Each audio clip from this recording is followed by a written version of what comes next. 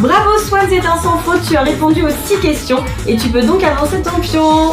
C'est bien petit cœur, bravo. Non mais oh merde! Il est allergique! On s'amuse pas, merde! Mais c'est pas possible! On est là! Travailler! J'en ai marre, je veux changer d'enfant! Vous nous faites chier avec votre mère! On n'en veut plus de vous!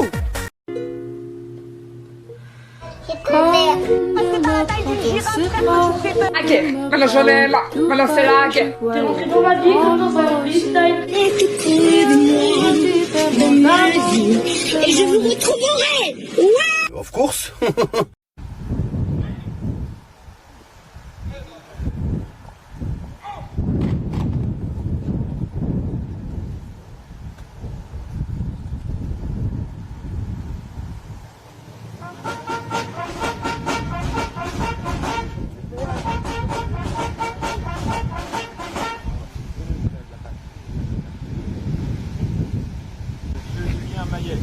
Au nom du président de la République et en vertu des pouvoirs qui nous sont conférés, nous vous faisons chevalier de la Légion d'honneur.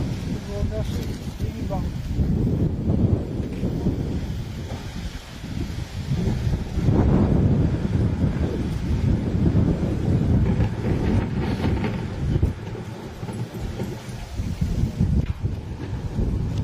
Fermez le banc.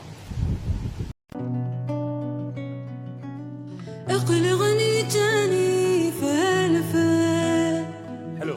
كل وانا دايها ما وليعقل حتى قصيميس وليعقل حتى قصيميس ويني وفارق باسي يا وحال هذه شي كمان يتجاونا بعوينيس يتجاونا بعوينيس تنانانا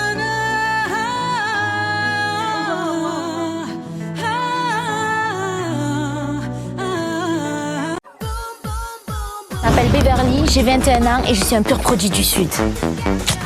Là, c'est famille Carlington. Non, Cristal, viens par ici. Droite, gauche, je m'arrête en bande bébé. Mais y a pas de service voiturier ici? Il est malade, il me cherche trop. Mais il me trouve. Elle fait un shooting ou elle fait un plein d'essence? Elle te fait des poses et tout, regarde! La cambrure et tout!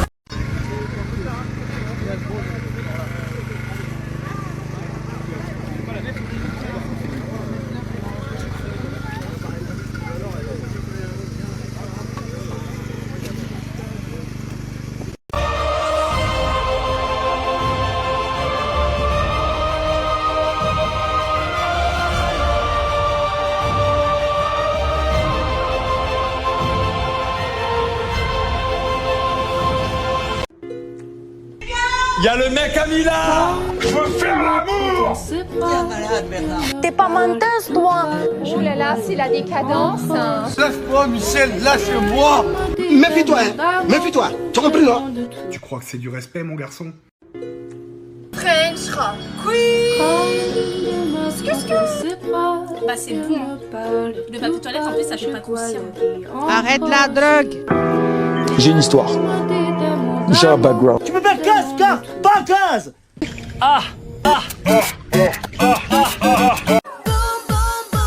Non, j'ai pas d'amis. Une poignée de main, ah. هاي جايز السلام عليكم. اليوم رحت في البارك دنيا كيما كتشوفوا الكتيبه بارتو في الحيوط بليفاسور بالصبيغه باللي جات يكتبوا. هذا البروجي ما كملوش، صراو فيه بزاف مشاكل حاش نهضر عليهم. دونك نحكوا على الايجابيات تاع هذه البلاصه اللي هي لا فيول تماك بزاف شابات، تقدروا تروحوا مع لي زامي تاعكم ديروا سبور ديروا بيكنيك تتلاقاو تتصوروا كيما انا درت حله بالتصاور وحطيتهم في انستغرام. By the way guys, it's my first time here. ورحت وحدي قاعده غير نفيلمي في روحي ونصوتي.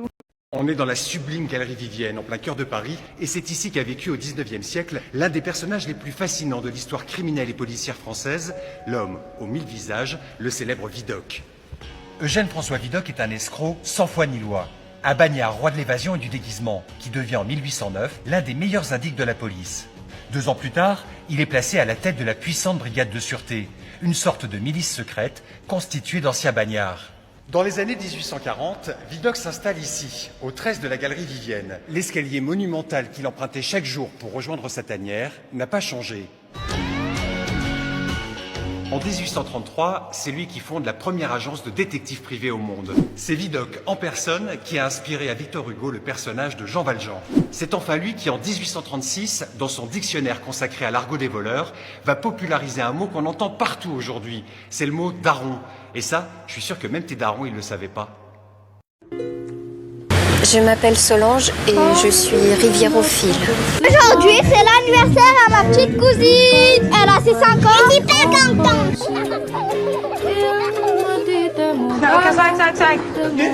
Vas-y, vas-y, mets-le. Méfie-toi. Je n'ai la... Oh, oh.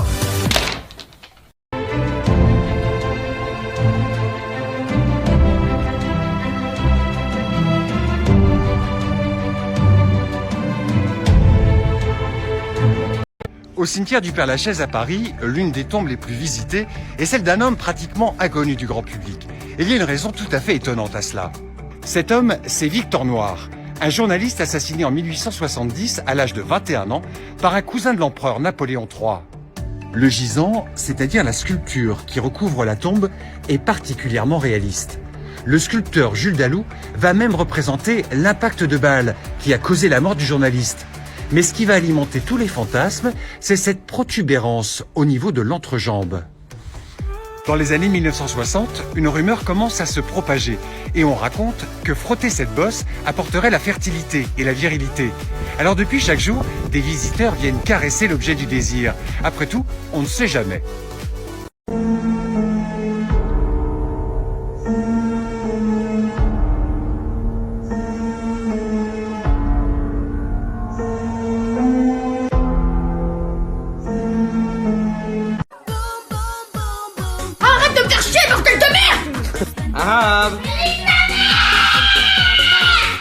Je suis ta sœur, hein, quand même. Je suis ta sœur, et alors?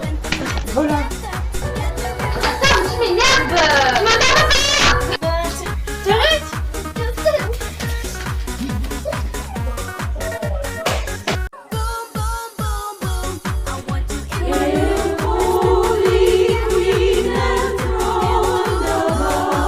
Et dorénavant, je suis votre bonne sœur d'Instagram.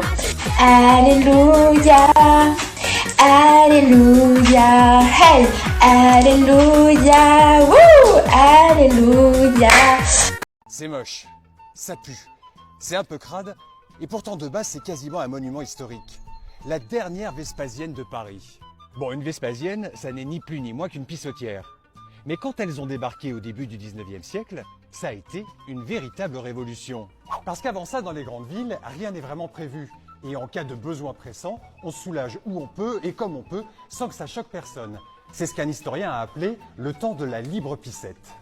À partir de 1771, on teste les barils d'aisance à chaque coin de rue. Et il faut attendre 1834 pour que soient installées à Paris près de 500 Vespasiennes. Alors au départ, une Vespasienne, ça ressemble à ça. Une colonne creusée, abritant un seul urinoir.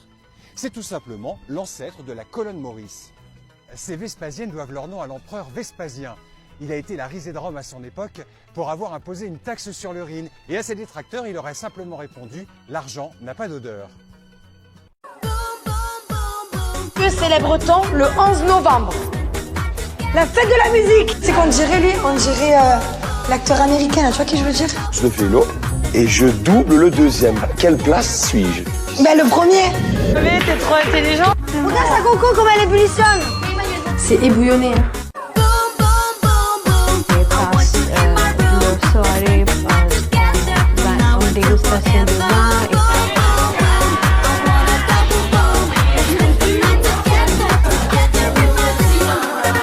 Français avec la petite béret, t-shirt avec des rayes et bien sûr la baguette sous les bras. Hey gros, réveille-toi. Ici c'est les cités de France, Narvalo. Ben Marina passe et tu t'écartes, Marina domine et tu t'inclines. Ouais, je pétasse. Frappe-moi, je t'empoisonne. Et TDR, t'es qui? Il t'a rassé des yeux, tête du cul. La presse, on vous encule! C'est toi, petite pétasse. On le surnomme le village fantôme. Et vous allez le voir, son histoire est absolument incroyable. Jusque dans les années 60, près d'1 millier d'habitants vivaient ici. Et ce hameau était alors le centre historique de Goussainville, dans le Val d'Oise. Tout bascule avec la construction de l'aéroport de Roissy, situé à 5 km de là. Car le village se trouve précisément dans l'axe de l'une des pistes de décollage de l'aéroport. En raison des nuisances sonores qui deviennent trop importantes, une grande partie des habitants décident de quitter les lieux et Aéroport de Paris leur rachète les maisons avec l'intention de les raser. C'était sans compter sur un petit pied de nez de l'histoire, car l'église du village est classée et cette protection interdit de démolir quoi que ce soit dans un rayon de 500 mètres. Alors depuis, le temps semble s'être comme arrêté dans ce hameau et on ne peut plus rien y construire ni rien y démolir. Sachez enfin que 300 habitants environ vivent toujours ici aujourd'hui et qu'ils se battent chaque jour pour garder l'âme de ce village qu'on appelle aujourd'hui le Vieux Pays. Vous avez su, l'Alsace est là.